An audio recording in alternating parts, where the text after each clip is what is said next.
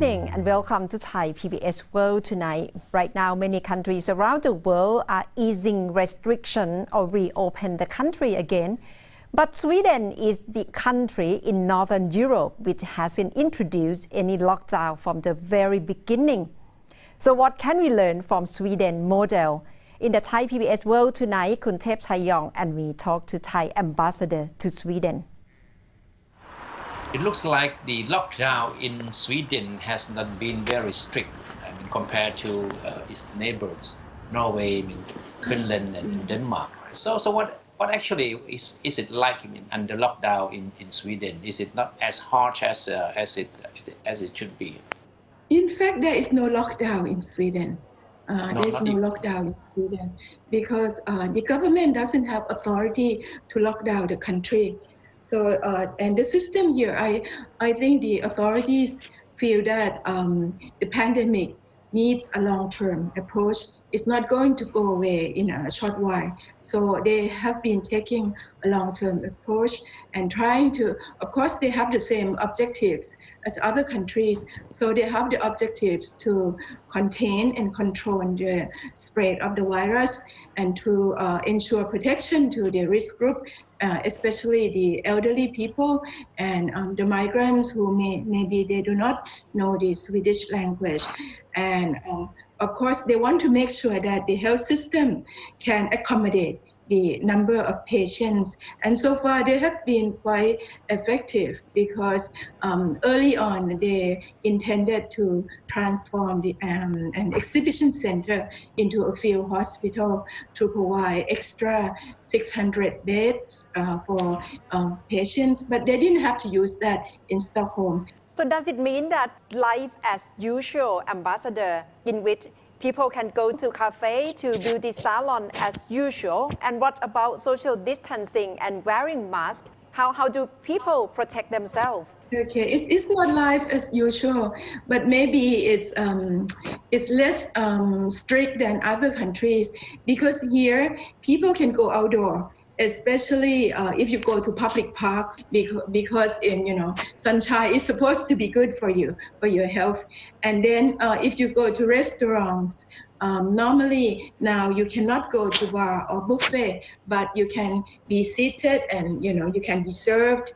And then normally you can go for takeaway food. There's public gathering, a ban on public gathering of over than 50 persons. And graduation ceremonies, any social gathering, big events have been discouraged. And so I think it's not business as usual at all. And the Ministry of Foreign Affairs of Sweden has also advised against non-essential travel abroad. And also public health authorities encourage people in the country not to travel from here and there. So the number of travels have been decreasing. The statistics is over the Easter break in April, actually 96% drop in the number of travel. Yeah. So mostly it's about making requests, but not order for people to comply with the request, unlike other countries. Yeah, and in fact, the government doesn't have authority to declare state of emergency or lockdown. This is a very unique system. So the authority will be with the municipalities. If they want to quarantine people, they can put quarantine on people, but it's up to the regional health authorities to issue that. It's not at the central level. Does it mean Swedish government has encouraged herd immunity? How do they describe the method to people? The Swedish authorities have denied the use of herd immunity. They said it's not intention at all. But maybe the results of the long-term approach that they have been using actually helps to create the immunity among the people. statistics that were just given is that over next week, about 1/3 of the population of Stockholm, about 600,000 will probably be infected by the virus already, but 99% will not show the symptoms.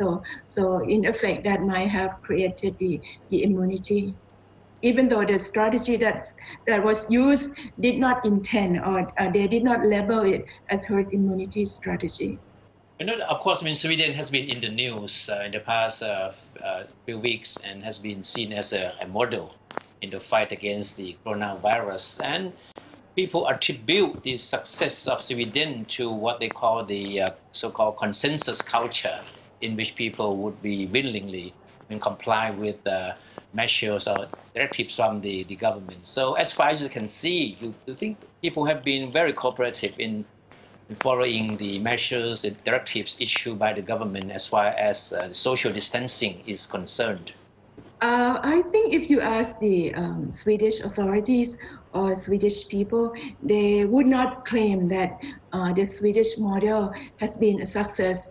They will say that, in fact, they take a long-term approach, and they will say that in dealing with this situation, it has to be contextual. So you cannot compare one country to another country.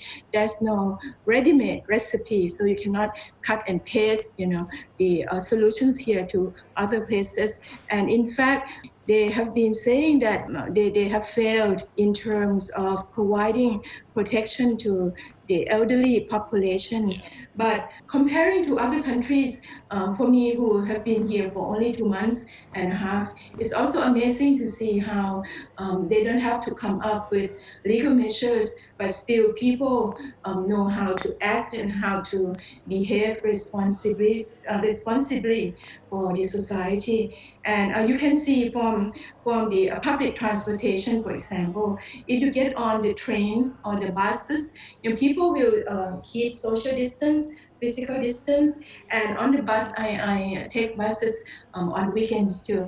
On the bus now, it's like you can go on buses free of charge, because they would try to distance you from the bus driver to make sure that the bus driver is actually safe and he's not going to be infected by the passengers, so we can get on the bus free. I'd like to stress that what Sweden may differ from other countries is that they address this as a long-term problem. They feel that for them it's no use to lock down for like 1 or 2 months, and it's already past that stage.